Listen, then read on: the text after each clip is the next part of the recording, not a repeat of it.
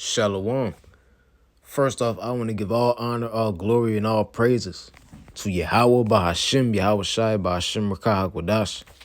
Double honors to the apostles, elders, and bishops, great millstone GMS that rule well and taught us this word according to the Holy Bible. Peace and salutations be unto the Lord's chosen elect, the 1/3, and to the 144,000, and to all you Akim and you brothers that preach this truth in sincerity. To you I say Shalom.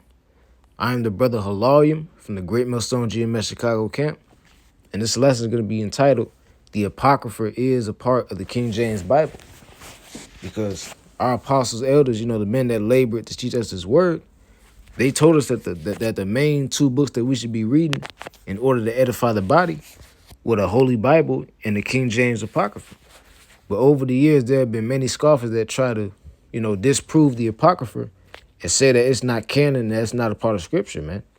But let the truth be known, the Apocrypha, a lot of mysteries that are in the Bible can be solved by reading the Apocrypha, man. And there is a lot of history from the Bible and the Apocrypha that proves that the Apocrypha was at one point a part of the Bible. But, our enemies, they got our hands on this book, and they removed the books of the Apocrypha from the Bible and made it into an entire separate book. So now people are walking with the lie that the Apocrypha is not canon, that's not a part of Scripture, but it is. So without further ado, I'm going to start in the book of 1 Maccabees chapter 4, and I'll start at verse 55.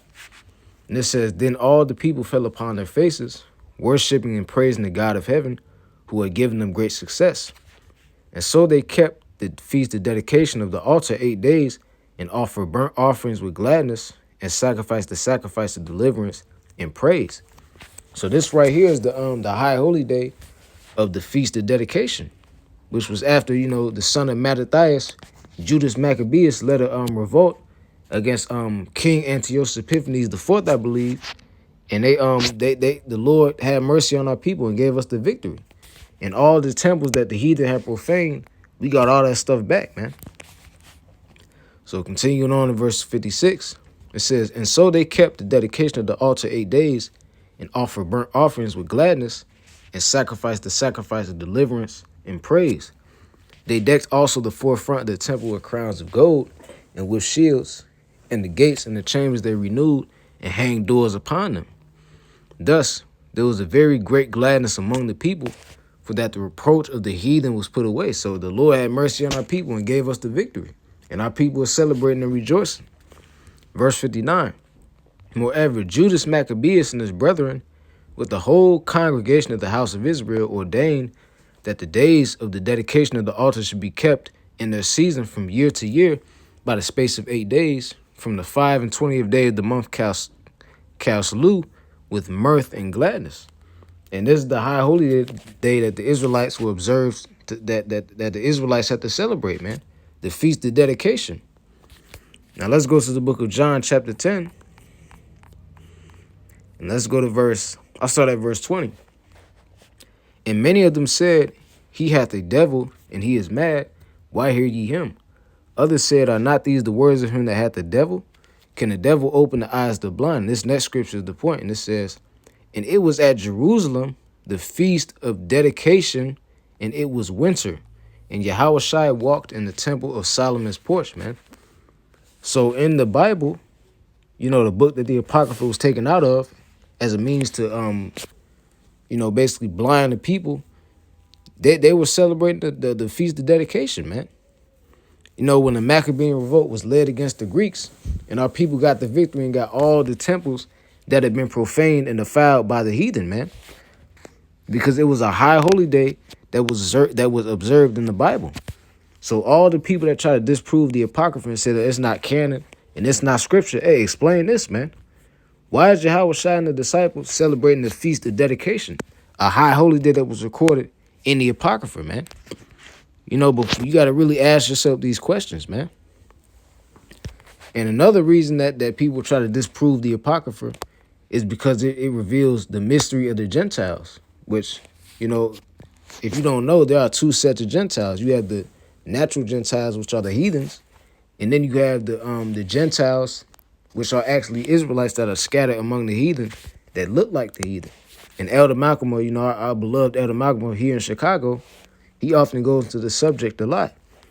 So let's go to the book of Galatians, chapter 3, and verse 28. And it says, there is neither Jew nor Greek, there is neither bond nor free. Slack it. There's neither bond nor free, there is neither male nor female, for ye are all one in Hamashiach Yahushai. So the point I'm trying to make is these Christians often use this scripture in Galatians to try to say that everybody on earth can be saved. But what they don't realize is that there's a reason that the scripture says there is neither Jew nor Greek, man. And that's because those Greeks were referring to the Hellenistic Israelites that were scattered among the Greeks that observed the Greek language, man. And you had two sets of Hellenists. You had the Israelites that knew that they were Israelites, but still chose to be Greeks anyway. And then you had the Israelites that were born into the Greek customs and didn't know that they were Israelites, man. That's why in Acts chapter 2 and verse 5, what does it say? It says, Acts chapter 2 and verse 5, and there were dwelling at Jerusalem Jews, devout men, under every nation, out of every nation under heaven, man. So there were Israelites that came from every nation, from the Greeks, the Persians, the Medes, all over the earth, because our people were scattered upon the face of the earth. So let's go to the book of Maccabees. This is 2 Maccabees chapter 6, and I'll start at verse 1.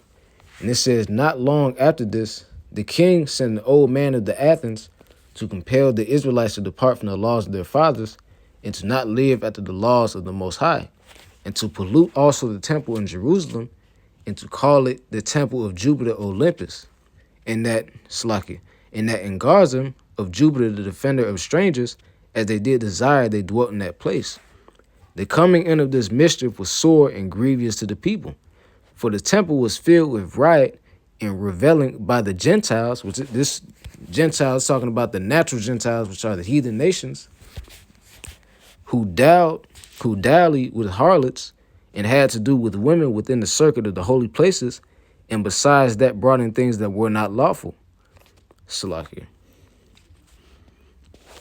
The altar also was filled with profane things which the law forbids. So these heathen, they took our people into captivity, and they were profaning all of the holy temples and the vessels that we had. And this next scripture is the point. Verse 6 says, neither was it lawful for any man to keep the Sabbath days or ancient feast, or to profess himself at all to be a Jew. So King Antiochus Epiphanes took the Israelites into captivity and casted them away from their heritage, man. And in the last verse, it says, no man was able to profess himself to be a Jew. So if you're an Israelite and you're put into a Greek captivity and you're learning the ways of the natural heathen Gentiles and the Greek captivity, you're gonna be called a Greek, man. And that's exactly what these Israelites were in Galatians chapter 3 and verse 28. Let's read that verse again in Galatians. Galatians chapter 3 and verse 28 says, for there is neither Jew nor Greek, there is neither bond nor free, there is neither male nor female, for ye are all one in Hamashiach Yahushai. So that's why I said there is neither Jew nor Greek, because a lot of Israelites were in the Greek captivity and learned the Greek ways, man. Now let's prove that these Greeks were actually Israelites. Let's go to the book of Acts chapter 6 in verse 1. And it says, and in those days, when the number of the disciples was multiplied, there arose a murmuring of the Grecians against the Hebrews, because their widows were neglected in the daily ministration. Now let's read in the NLT, and it says, but as the believers rapidly multiplied, there were rumblings of discontent. The Greek-speaking believers complained about the Hebrew-speaking believers, saying that their widows were being discriminated against in the daily distribution of food. So the Greek-speaking believers that were being, converted back into being into the truth, they were complaining against the Hebrew-speaking believers, man. But let's go into this word Grecians and let's see what it says. And the word Grecians, this is the Greek language, and it says Hellenistus, and it says a Hellenist, one who imitates the manners and customs or the worship of the Greeks and use of the Greek's tongue. So that's what these Greeks were, man. They were Hellenists. They were brought up in the Greek captivity, and they learned all the ways and the manners of the Greeks, man. But this next one is the point. It says, used in the New Testament of Jews, born in foreign lands and speaking Greek, man.